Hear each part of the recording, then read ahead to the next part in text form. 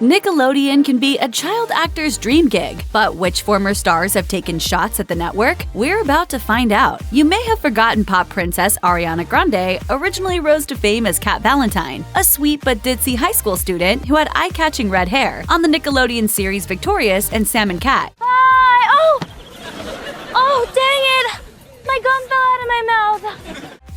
The comedies brought the jokes, but it sounds like there weren't always laughs behind the scenes. For starters, Grande told People magazine in 2014 that while her Nickelodeon stint had been, quote, a childhood dream come true, it was also difficult because she had to keep inhabiting a character that didn't feel like herself. Her red hair for the character was also a challenge. In a 2014 Facebook post, Grande wrote that she was forced to bleach and dye her locks every other week. For 4 years running, the process damaged her hair so much that after those 4 years, she started wearing a wig instead. There have also been a lot of rumors over the years about supposed feuds between Grande and her Victorious co-star, Victoria Justice, as well as rumblings of behind-the-scenes tension on Sam and Cat. In June 2014, just months before Sam and Cat was canceled, Grande's colleague Jennette McCurdy shared an essay on Twitter about a, quote, trouble friend. She didn't name names, but fans suspected she was talking about Grande. After the TV series was officially canceled, Grande posted a long, heartfelt note on Facebook about it. But as The Hollywood Reporter noted, she thanked everyone involved, except McCurdy. Evidently, this Nickelodeon show didn't end on a high note. Then there's Grande's former Sam and Cat co-star, Jennette McCurdy. In 2007, McCurdy became the envy of many a wannabe child actor when she landed a starring role on the series iCarly. For 5 years, she played Sam Puckett, a loud, brash, and occasionally annoying teenager who ran a web show with her two best friends. Following the success of that series, McCurdy carried on playing the character on Sam and Cat. Things started to fall apart in 2014, however, when McCurdy missed the Nickelodeon Kids' Choice Awards, and therefore her commitment to appearing on behalf of the network. She addressed her absence in a now-deleted tweet, blaming a, quote, unfair situation for keeping her away. While she never fully explained what that situation was, sources told TMZ that the star was feuding with the network over money, as her co-star Ariana Grande was supposedly making significantly more. Grande later denied those reports. Years later, on her podcast Empty Inside, McCurdy addressed her Nickelodeon experience once again. As she said at the time, "I was deeply unhappy, and I actually really resented my life because I didn't like the projects I was a part of." But it's not just recent Nickelodeon stars who have issues. 2 years after Nickelodeon's official launch, the network began airing a series that would become the blueprint for all of the kid-friendly comedies that would dominate its programming for years to come. The show, called You Can't Do That on Television, was essentially a sketch comedy program starring regular kids who attended regular school and had no professional training. Among these non-actors was Alastair Gillis. Gillis spent 5 years on the show between 1982 and 1987, and You Can't Do That on Television ended up being his final acting credit, and he doesn't necessarily look back on the whole show fondly. In Slimed, an oral history of Nickelodeon's golden age, Gillis called out the show a number of times. In one particular section, the former child star got into some of the jokes on the series that didn't sit right with him. As he put it, "There are some things I might question in retrospect. Fat jokes about Lisa and a certain amount that was probably over my head at the time in terms of what was tactful or funny. Probably not always the healthiest thing for kids." And finally, there's Nat Wolff, an actor and musician best known for his roles in the John Green films The Fault in Our Stars and Paper Towns, who landed his first major role alongside his brother Alex on the Nickelodeon series The Naked Brothers Band. In the mockumentary comedy, which was based loosely on Nat and Alex Wolff's real life, Nat played an over-the-top version of himself, a goofy, charming, music-obsessed grade schooler. In a 2014 interview with Vanity Fair, Wolff opened up about being on the Kids Network.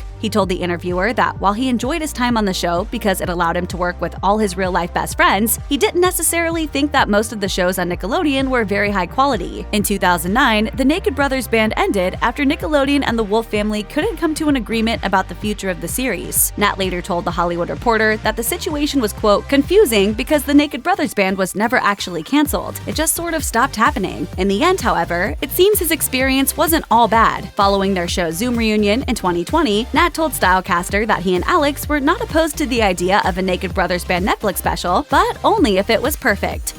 Check out one of our newest videos right here. Plus, even more Nicki Swift videos about your favorite child stars are coming soon. Subscribe to our YouTube channel and hit the bell so you don't miss a single one.